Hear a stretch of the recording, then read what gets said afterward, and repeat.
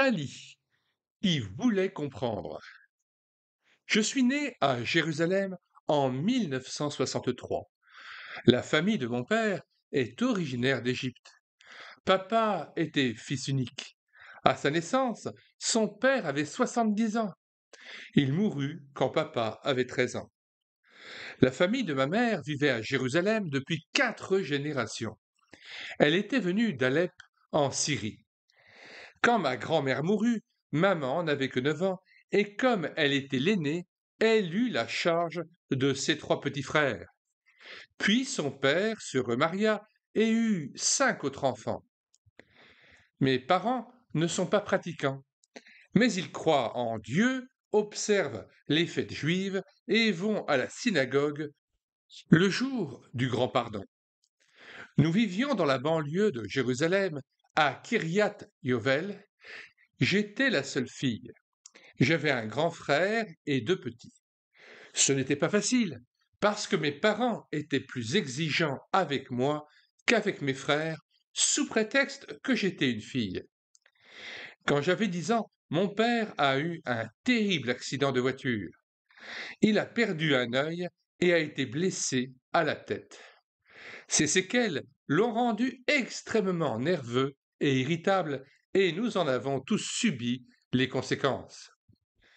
Chez moi, comme j'étais la seule fille, je n'avais personne à qui parler des sujets qui me tenaient vraiment à cœur, personne à qui confier ce que je ressentais. Maman avait grandi sans mère. Elle ne savait ni exprimer ses sentiments, ni avoir une complicité de mère à fille avec moi. En conséquence, j'ai grandi avec des problèmes irrésolus, des cicatrices enfantines qui me faisaient mal, mais dont je ne pouvais parler à personne. Je gardais tout pour moi et refoulais mon chagrin. Je souffrais d'un manque d'estime personnelle et de confiance, et j'avais peur de ce que les gens risquaient de penser de moi. Quand j'étais petite, je dévorais tous les livres qui me tombaient sous la main. Tout le monde me traitait de rat de bibliothèque. J'étais toujours fourré à la bibliothèque locale, et lorsque j'eus fini de lire tous les livres de la section enfantine, on me permit d'accéder à la section des adultes pour pouvoir assouvir ma frénésie de lecture. C'était ma façon d'échapper aux dures réalités de la vie. Même en classe, je lisais en cachant mon livre sous mon bureau. À l'école, j'étais une élève très moyenne. Je n'aimais pas les sports, mais je m'arrangeais pour surnager dans la plupart des matières. Je me posais toutes sortes de questions sur le vrai sens de la vie. Lorsque j'avais 12 ans, je me torturais l'esprit pour savoir si Dieu existait. Un jour, ma chienne disparut et je dis au Seigneur, si tu existes, je te prie de me la ramener et je croirai en toi. Rien ne se passa. Aussi décidai-je qu'il n'y avait pas de Dieu. Pendant mon adolescence, au lycée, j'étais toujours préoccupé par la recherche du sens de la vie. Voici un poème que j'ai écrit à 17 ans. Il reflète mes sentiments de désespoir de cette époque-là. Y a-t-il quelque chose qui puisse m'aider, quelqu'un à qui parler, qui saurait m'écouter? Combien de temps dois-je porter le fardeau de la maturité? Je m'enfonce lentement, attendant quelque espoir, mais il est long à venir. J'essaie de réfléchir, je suis peut-être coupable, fautive. C'est vrai, j'ai fait beaucoup d'erreurs, mais pendant combien de temps dois-je être puni? Ne puis-je me racheter? Je hurle encore et encore. Au secours, aidez-moi. À la fin de mes études secondaires, j'avais 18 ans. J'ai été affecté à la brigade Nachal, unité de pionniers. 40 d'entre nous ont été envoyés au kibbutz Mahalé à Hamisha, près de Jérusalem, pour 8 mois de formation préparatoire à l'armée. À cette époque, il y avait aussi un groupe de bénévoles finlandais au kibbutz, et comme nous travaillions souvent ensemble, je me suis lié d'amitié avec certains d'entre eux en particulier avec une jeune fille blonde aux yeux bleus nommée Ania, qui travaillait avec moi au dortoir du kibbutz. Il se dégageait d'elle une sérénité que je lui enviais. Elle était toujours aimable avec tout le monde. Elle m'attirait et nous sommes devenus de bons amis. Les Finlandais avaient la réputation d'être les meilleurs travailleurs du kibbutz. J'ai remarqué qu'ils avaient une paix qui me manquait et ils me fascinaient. Nous avons discuté ensemble et ils m'ont parlé de leur foi en Yeshua. Yeshua, nom hébreu du Messie, signifie Dieu sauve. Il désigne Jésus-Christ. En ce temps-là, je ne savais que ce qu'on m'avait appris à l'école. C'était un personnage historique qui avait fondé une nouvelle religion comme Bouddha ou Mahomet.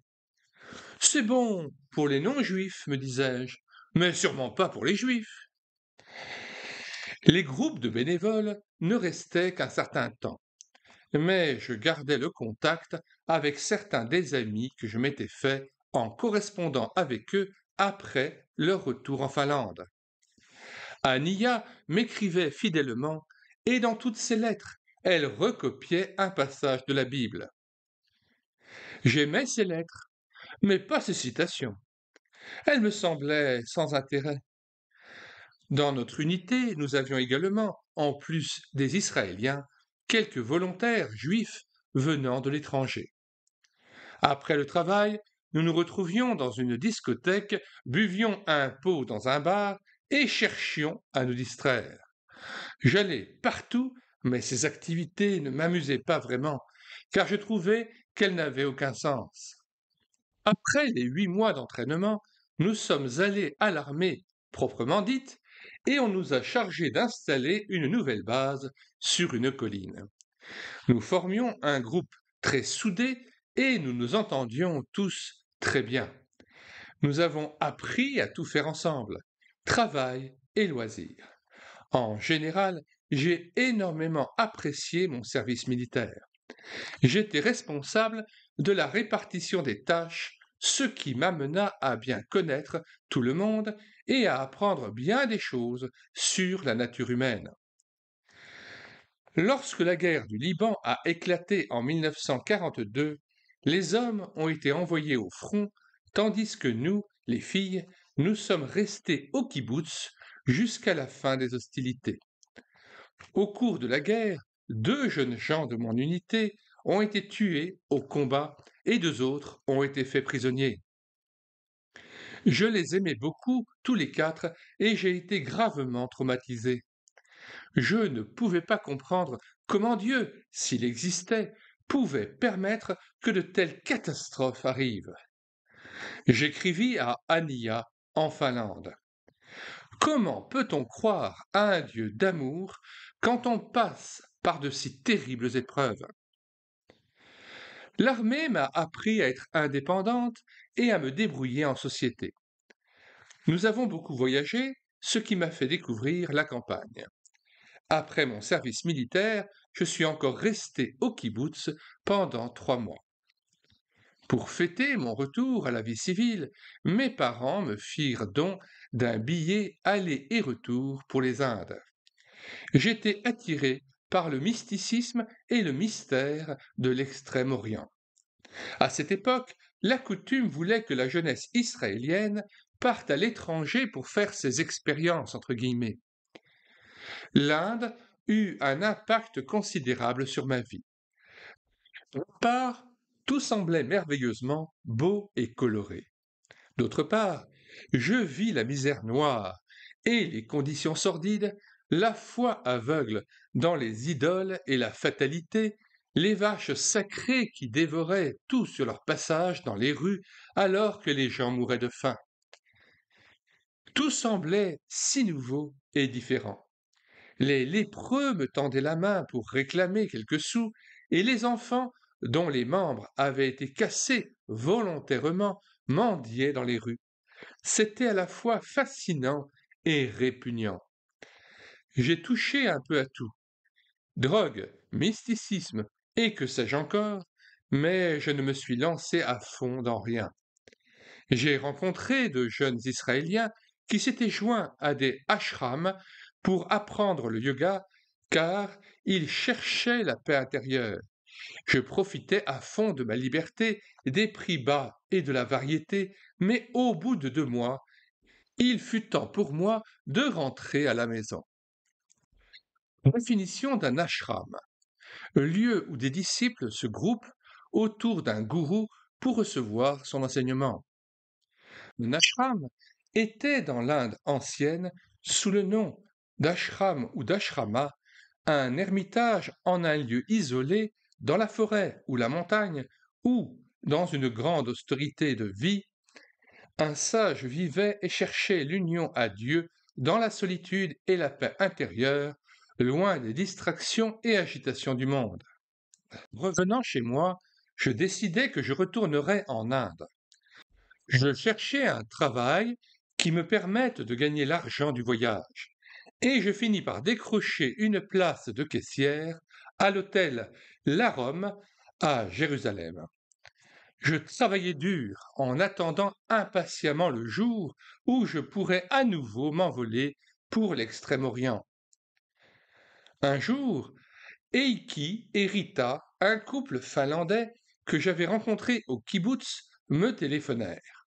Ils voulaient que j'aille les voir en Finlande et me proposaient de me payer le voyage. Sans l'ombre d'une hésitation, je bouclai mes bagages et m'envolai vers le nord pour 3 mois. La Finlande est un pays splendide, parsemé de multitudes de forêts et de lacs. Tout y est vert et frais. Le seul problème, c'était le froid. J'étais venu de septembre à décembre et la température était beaucoup trop basse à mon goût. Après avoir passé quelque temps avec mes amis Eiki et Rita, ils me conduisirent dans une ferme communautaire chrétienne nommée Beit Carmel. Elle avait été fondée par un groupe religieux qui aimait Israël et priait pour lui. Elle était régie selon les mêmes principes qu'un kibbutz. Avant chaque repas, quelqu'un lisait un passage de la Bible, puis on chantait et on priait. Parfois, des séminaires d'études bibliques étaient organisés. Il y avait aussi des cours d'hébreu. Je travaillais là-bas pendant quelque temps, trayant les vaches et les chèvres et cueillant des pommes. Tous les gens qui vivaient là étaient chrétiens et ils paraissaient très sympathiques. Je sentais qu'ils avaient quelque chose qui manquait à ma vie. Je parvins à la conclusion que Yeshua, Jésus-Christ, faisait la différence. Mais je persistais à croire que ce genre de foi n'était pas pour moi. Quand je quittai la ferme, on me fit don en cadeau d'adieu d'un exemplaire de la Bible en hébreu. Il comprenait l'Ancien et le Nouveau Testament. Je les remerciai, mais prétendis ne pas pouvoir l'accepter. Je n'avais rien contre l'Ancien Testament, mais le Nouveau n'était pas pour moi. Ce n'était pas un livre pour les Juifs. Après avoir visité la Finlande, je revins faire un saut à la ferme juste avant de rentrer en Israël. Cette fois encore, je fus accueilli à bras ouverts, avec amour et bonté. Quand je fis mes adieux définitifs, mes amis me proposèrent de nouveau la Bible. Cette fois, ils avaient tous apposé leur signature sur la page de garde. Je ne pouvais donc pas refuser, si bien que je la pris avec moi. Je rentrai chez moi, à Jérusalem, et vécus avec mes parents. Je cherchais du travail, mais en vain. Pour je ne sais quelle raison, je ne me sentais plus très à l'aise avec mes anciens amis. Ils ne s'intéressaient plus aux mêmes choses que moi. Courir les bars et les lieux de plaisir me semblait ennuyeux, stupide et vain. J'étais solitaire et avais peu de contacts sociaux. Je n'avais ni travail ni argent. Mes relations avec mes parents, surtout avec mon père, se dégradèrent, à tel point que je cessai de lui parler. Ce fut la pire période de ma vie. J'étais triste et misérable. Je ne savais quoi faire de mes journées qui me semblaient interminables. C'est alors que je me souvins de la Bible que j'avais reçue en Finlande. Je la pris et je me plongeai dans le Nouveau Testament. Je lus les évangiles. Cela me parut intéressant, mais sans aucun rapport avec le Ténach, c'est-à-dire l'Ancien Testament.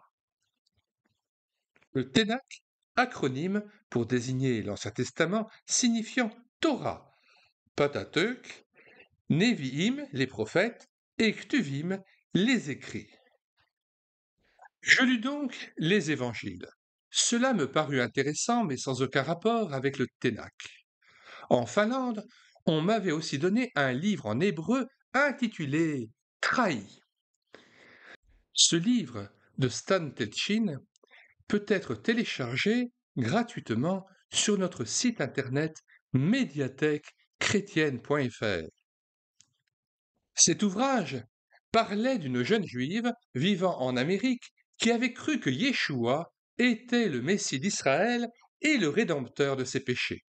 Son père s'était acharné à lui prouver qu'elle avait tort, mais en étudiant les Écritures, il avait fini par croire lui-même en Yeshua.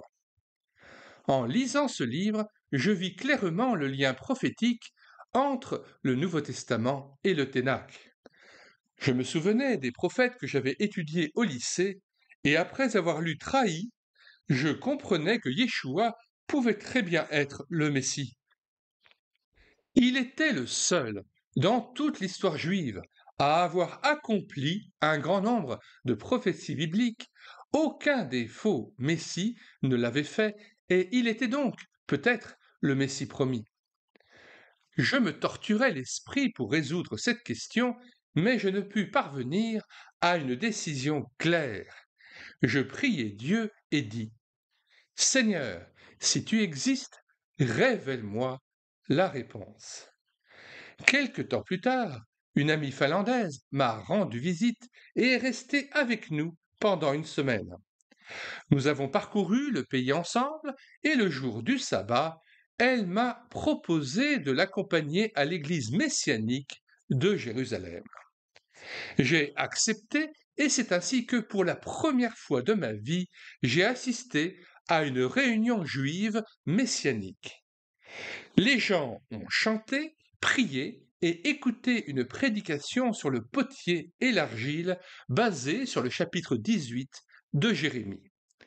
L'orateur insistait sur le fait que Dieu peut nous façonner et nous changer conformément à sa volonté. À la fin du service, nous sommes tous sortis et nous sommes restés là quelques instants. Tout à coup, j'ai reconnu un jeune homme, Shmulik, qui avait été au lycée avec moi. Je me suis approché de lui et me suis écrié « Shmulik, qu'est-ce que tu fais là ?» J'ai été stupéfaite d'apprendre qu'il était le fils de l'orateur. Nous avons échangé quelques mots et il m'a invité à assister aux rencontres de jeunes de son église, ainsi qu'à venir le voir dans un camp d'enfants dont il était l'un des responsables à ce moment-là. Cette réunion me montra qu'il y avait des Israéliens qui croyaient en Yeshua. Je décidai de me rendre au camp et de rencontrer les jeunes qui en étaient responsables. Quand je m'y rendis, je fus heureuse de constater qu'ils avaient mon âge et que je me sentais bien avec eux. Je bavardais avec une jeune fille nommée Shira. Elle me demanda si je croyais en Yeshua. Je lui répondis que la question me préoccupait beaucoup, mais que j'aimerais y croire. Elle me proposa d'aller dans une pièce à l'écart où je pourrais demander à Yeshua d'entrer dans ma vie. Nous y sommes allés et elle m'a lu un verset de l'Apocalypse, chapitre 3, verset 20. Voici, je me tiens à la porte et je frappe. Si quelqu'un entend ma voix et ouvre la porte, j'entrerai. Je comprenais que Yeshua se tenait à la porte de mon cœur et qu'il me demandait de le laisser entrer. Je ne savais pas quoi dire, mais Shira me guida dans la prière, et je répétais les mots après elle. Je ne sentis rien de particulier, mais je savais que j'étais à un tournant de ma vie et qu'à partir de ce moment-là, elle serait différente. J'avais franchi un point de non-retour. Le changement n'eut rien de spectaculaire. Je compris que Yeshua était mort pour mes péchés et que c'était sur la base de son sacrifice que j'obtenais mon pardon.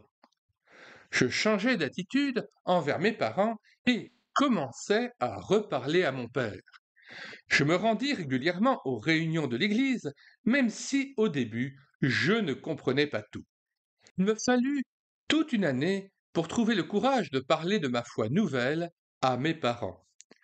J'avais peur de leur réaction, peur qu'ils se fâchent et ne me comprennent pas.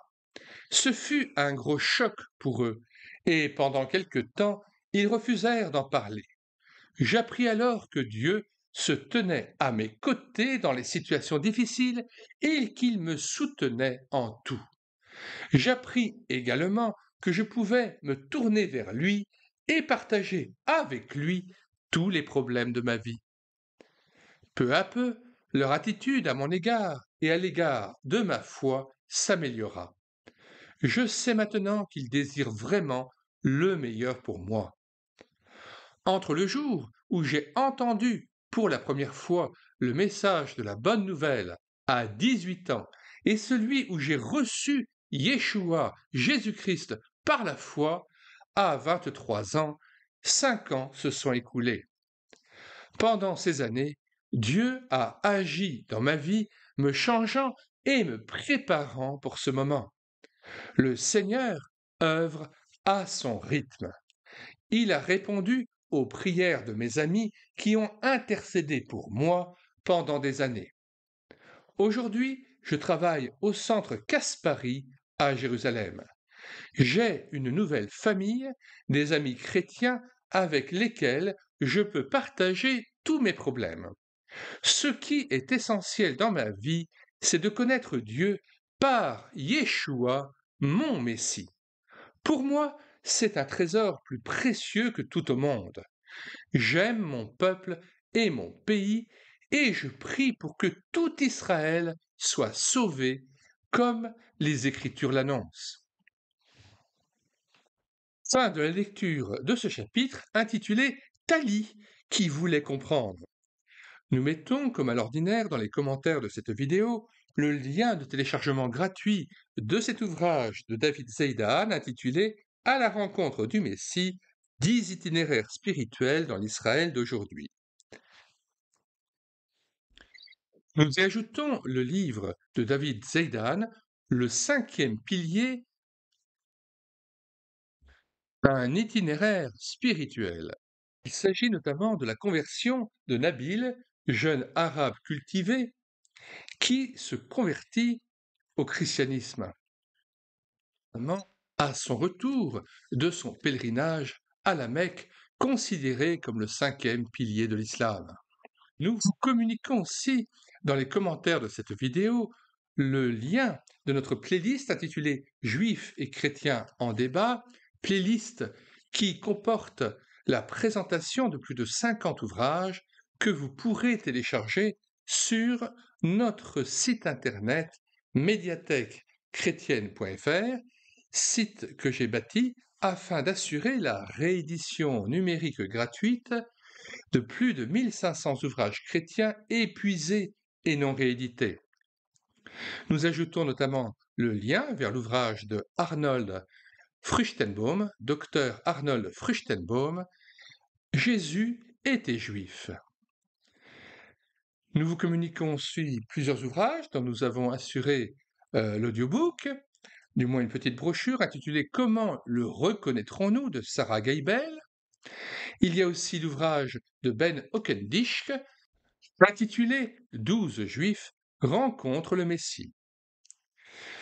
Dans ce livre notamment, nous mettons en garde parce qu'il y a 4 témoignages sur 12 qui sont influencés par l'hérésie charismatique ou pentecôtiste, et il serait fâcheux que quelqu'un qui cherche le Seigneur se laisse dévoyer par une fausse doctrine concernant le Saint-Esprit véhiculée par le charismatisme ou le pentecôtisme, mais de toute façon, lorsque je prends en charge la lecture audio de cet ouvrage, je mets bien en garde chacun de mes auditeurs contre cet égarement, puisque le Saint-Esprit n'a pas besoin d'être ressenti ni manifesté par le parler en langue, mais que le Saint-Esprit est donné tout simplement par fidélité du Seigneur à tout homme qui croit en Jésus-Christ. Ayant cru, vous avez été scellés du Saint-Esprit, nous dit l'apôtre Paul dans l'Épître aux Éphésiens, chapitre 1, verset 13. Et Jésus de proclamer dans Jean 7, 37 à 39, le dernier jour, le grand jour de la fête, Jésus se tenant debout s'écria, si quelqu'un a soif, qu'il vienne à moi et qu'il boive. Celui qui croit en moi, des fleuves d'eau vive couleront de son sein, comme dit l'Écriture. Il dit cela de l'Esprit que devaient recevoir ceux qui croiraient en lui, car l'Esprit n'était pas encore, parce que Jésus n'avait pas encore été glorifié. Maintenant que l'Esprit a été répandu dans Acte 2 auprès du peuple juif à la Pentecôte, mais aussi auprès des non-juifs dans l'épisode de la prédication de Pierre auprès de la maison de Corneille, eh bien, toute personne qui croit en Jésus-Christ peut venir à lui et recevoir gratuitement le don de l'Esprit. Il peut recevoir l'Esprit Saint dans son cœur qui lui permet de vivre comme étant le temple du Seigneur. Jésus-Christ et Dieu le Père venant habiter dans son cœur afin de pouvoir y faire leur demeure. Dans son discours à la maison de Corneille, dans Acte 10, verset 42, il nous est dit « Et Jésus nous a ordonné de prêcher au peuple et d'attester que c'est lui qui a été établi par Dieu, juge des vivants et des morts. Tous les prophètes rendent de lui le témoignage que quiconque croit en lui reçoit par son nom, c'est-à-dire par sa personne même, puisque Jésus est ressuscité, c'est donc sa personne même ressuscitée, son être lui-même, qui va accorder le pardon des péchés. Tous les prophètes rendent de lui, de Jésus-Christ, le témoignage que quiconque croit en lui reçoit par son nom le pardon des péchés. Et il est dit au verset 44, comme Pierre prononçait encore ces mots, le Saint-Esprit descendit sur tous ceux qui écoutaient la parole. D'où l'extrême importance d'une écoute attentive de la parole de Dieu, la parole de Dieu qui se manifeste concrètement par la Bible elle-même, les Écritures saintes, Ancien et Nouveau Testament, mais aussi parole de Dieu incarnée en Jésus-Christ. Pour toute personne qui n'aurait pas encore fait cette démarche de foi, de venir à Jésus-Christ, nous vous invitons à venir à Dieu. Et pour reprendre l'expression d'un prophète de l'Ancien Testament, le prophète Osée, au chapitre 14, revenez à Dieu en apportant avec vous des paroles.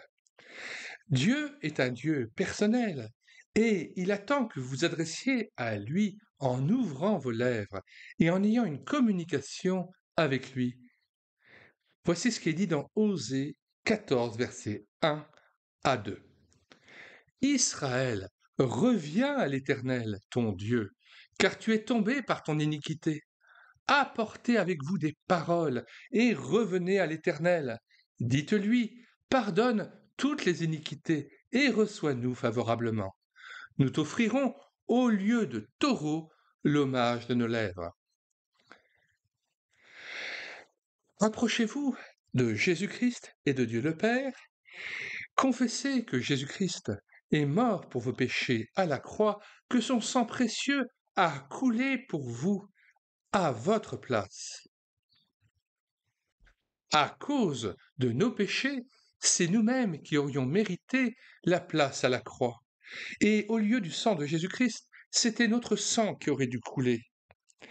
Mais Jésus-Christ est venu sur terre, s'est incarné afin d'accomplir ce sacrifice expiatoire. Il est l'agneau pascal qui a été sacrifié pour nous. Dorénavant, tout est accompli.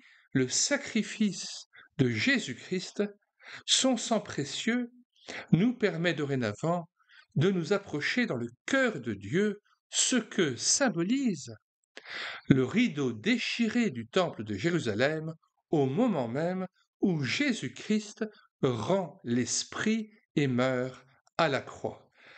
À ce moment, il nous ouvre une route nouvelle et vivante dans le cœur du Père et rétablit la communion rompue par l'homme dans la Genèse, dans le Jardin d'Éden, lorsque l'homme a péché.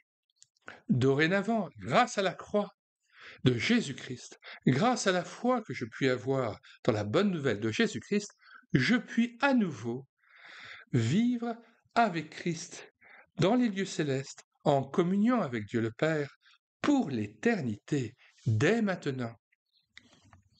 Jean 5, versets 39 et 40, Jésus-Christ reprochait à ses confrères israélites: vous sondez les Écritures parce que vous pensez avoir en elles la vie éternelle. Ce sont elles qui rendent témoignage de moi, et vous ne voulez pas venir à moi pour avoir la vie. Voulez-vous avoir la vie et faire plus que simplement étudier les Écritures saintes? Venez à celui qui est l'auteur de la vie, Jésus-Christ. Nous terminons cette vidéo par la lecture de Colossiens 1, versets 12 à 20. Rendez grâce au Père qui vous a rendu capable d'avoir part à l'héritage des saints dans la lumière, qui nous a délivrés de la puissance des ténèbres et nous a transportés dans le royaume du Fils de son amour, en qui nous avons la rédemption, la rémission des péchés. La rédemption, c'est-à-dire le rachat de nos fautes, la rémission des péchés, c'est-à-dire le pardon de nos péchés. Il est l'image du Dieu invisible, le premier-né de toute la création, car en lui ont été créées toutes les choses qui sont dans les cieux et sur la terre, les visibles et les invisibles, trône, dignité, domination, autorité. Tout a été créé par lui et pour lui. Il est avant toute chose, et toute chose subsiste en lui. Il est la tête du corps de l'Église, il est le commencement, le premier-né d'entre les morts, afin d'être en tout le premier. Car Dieu a voulu que toute plénitude habitât en lui. Il a voulu par lui réconcilier tout avec lui-même, tant ce qui est sur la terre que ce qui est dans les cieux, en faisant la paix par lui, par le sang de la croix. Même poursuivre ce passage en lisant les versets 21 à 23. Et vous qui étiez autrefois étrangers et ennemis par vos pensées et par vos mauvaises œuvres, il vous a maintenant réconciliés par sa mort dans le corps de sa chair, pour vous faire paraître devant lui saints, irrépréhensibles et sans reproche, si de moins vous demeurez fondés et inébranlables dans la foi, sans vous détourner de l'espérance de l'évangile que vous avez entendu, qui a été prêché à toute créature sous le ciel, et dont moi, Paul, j'ai été fait ministre. Fin de citation. Si vous voulez profiter des 1500 ouvrages chrétiens dont nous avons assuré la réédition numérique, alors n'hésitez plus, sur la barre de recherche Google, vous écrivez médiathèquechrétienne.fr, tout attaché d'un seul tenant et sans accent. Arrivé sur le site, vous cliquez sur l'onglet Livres à télécharger. Puis vous faites une recherche par ordre alphabétique d'auteur. Une fois trouvé l'auteur et l'ouvrage concerné, vous cliquez sur l'onglet Lire, télécharger ou écouter. Puis, vous cliquez sur l'onglet télécharger le PDF, télécharger le doc ou le Word ou l'OCR de l'ouvrage. Parfois, lorsque nous avons pris en charge l'audiobook de l'ouvrage, eh bien, vous cliquez sur l'onglet Écoutez l'audiobook de tel ouvrage et vous êtes rebasculé sur notre chaîne YouTube à l'écouter sa parole.